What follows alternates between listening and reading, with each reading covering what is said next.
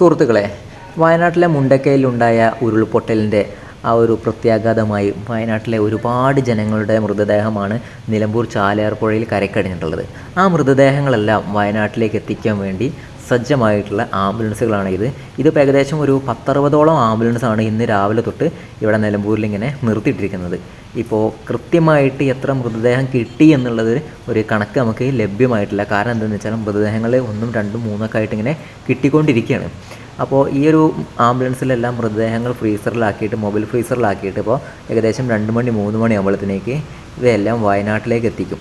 നമ്മുടെ ചാലിയാർ പുഴയിൽ നിന്ന് കിട്ടുന്ന മൃതദേഹങ്ങൾ മിക്കതും തിരിച്ചറിയാൻ പറ്റാത്ത കോലത്തിലുള്ളതാണ്. അതുപോലെ തന്നെ ശരീരത്തിൻ്റെ അവശിഷ്ടങ്ങൾ മാത്രമായിട്ടും കിട്ടുന്നുണ്ട്. കൈയായിട്ടും കാലായിട്ടും അതുപോലെ തന്നെ അരയ്ക്ക് കീഴ്പ്പാട്ടായിട്ടും അരയ്ക്ക് മുകളിലേക്കായിട്ടും തലയില്ലാത്തതുമായ ശരീരങ്ങളൊക്കെ നമുക്ക് ഈ ഒരു ചാലിയാർ പുഴയിൽ നിന്ന് കിട്ടിക്കൊണ്ടിരിക്കുകയാണ്. ഇപ്പം നമ്മൾ കാണുന്നത് അവിടെ നിർത്തിയിട്ടിരിക്കുന്ന ആംബുലൻസ് നമ്പർ ക്രമത്തിൽ വന്നിട്ട് മൃതദേഹം കയറ്റുന്ന കാഴ്ചയാണ്. അപ്പോൾ ഇവിടെ നിന്ന് മൃതദേഹം കയറ്റിയിട്ട് അവർ നിലമ്പൂർ പോയിട്ട് വെയിറ്റിംഗ് ആണ്. ഏകദേശം 10 ആംബുലൻസ് ആകുമ്പോൾ ഒരുമിച്ച് പോകുമെന്നാണ് പറഞ്ഞിട്ടുള്ളത്. അത് കഴിഞ്ഞിട്ട് അടുത്ത 10 എണ്ണം, അങ്ങനെ ഓരോ 10 എണ്ണത്തിൻ്റെ ബാച്ചായിട്ടാണ് ഇവിടെ നിന്ന് മൃതദേഹം വയനാട്ടിലേക്ക് കൊണ്ടുപോകുന്നത്. ഞാനിപ്പോൾ ഇവിടെ നിലമ്പൂർ ജില്ലാ ആശുപത്രിയുടെ മുന്നിൽ നിൽക്കുമ്പോൾ കാണുന്ന ഒരു കാഴ്ചയാണ്. ഇവിടെ ജാതി മത ഭേദമന്യേ എല്ലാ ആൾക്കാരും ഇവിടെ ഒറ്റക്കെട്ടായി ഒരുമിച്ച് പ്രവർത്തിച്ചു കൊണ്ടിരിക്കുകയാണ്, കയ്യും മെയ്യും മറന്ന്. അതാണ് നമ്മുടെ കേരളത്തിൻ്റെ ഏറ്റവും വലിയ വിജയം.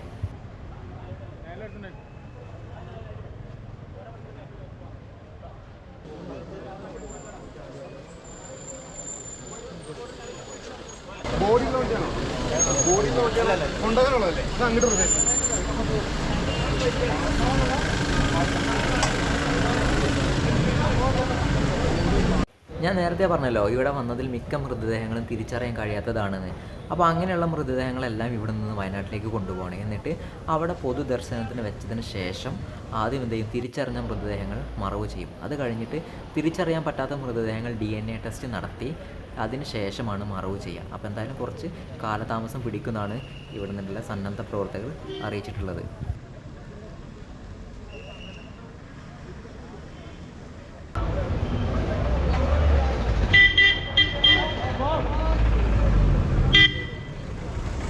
ബോഡിയുള്ളതുകൊണ്ടാണോ?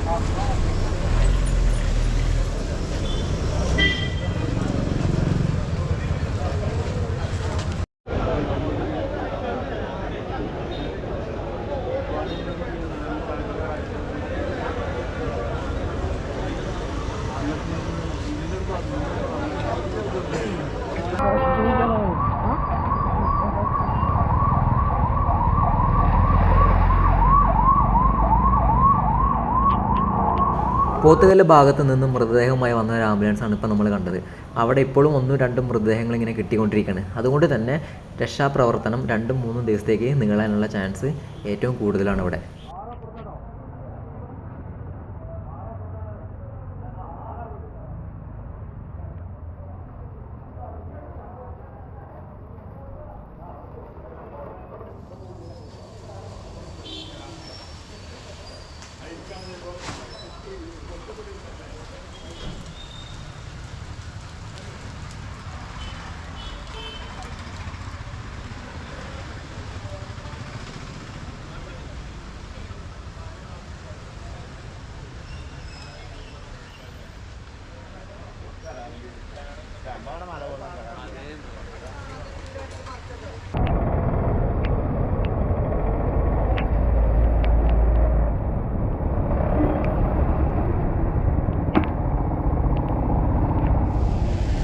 നിലമ്പൂരിലേക്ക് ഇനിയും 20ഓളം ആംബുലൻസ് വേണമെന്നാണ് പറഞ്ഞു കേട്ടത്.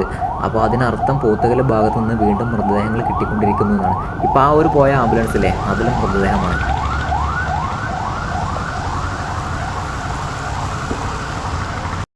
ഞാനിപ്പോൾ നിൽക്കുന്നത് നിലമ്പൂർ മഹാറാണി ജംഗ്ഷനിലാണ്. അപ്പോൾ അതാ വയനാട്ടിലേക്കുള്ള മൃതദേഹം കൊണ്ടുപോകാൻ വേണ്ടിയുള്ള ആംബുലൻസ് നിരനിരയായിട്ട് ഇങ്ങനെ നിർത്തിയിട്ടിരിക്കുകയാണ്. ഇതാ ഇപ്പോഴും മൃതദേഹമായിട്ടുള്ള ആംബുലൻസിൻ്റെ വരവാണിത്.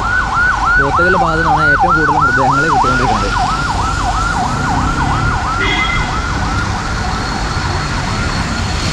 ഇതിപ്പോൾ ഡെഡ് ബോഡികൾ ഓരോ ആംബുലൻസിൽ കയറ്റാൻ തുടങ്ങിയിട്ടുണ്ട്. 10 ഡെഡ് ബോഡി ആയാലും പോകുമെന്നാണ് പറഞ്ഞിട്ടുള്ളത്. അപ്പോൾ ആ വണ്ടികളൊക്കെ നമ്പർ ക്രമത്തിൽ ഇങ്ങനെ നിർത്തിയിട്ടിരിക്കുകയാണ്.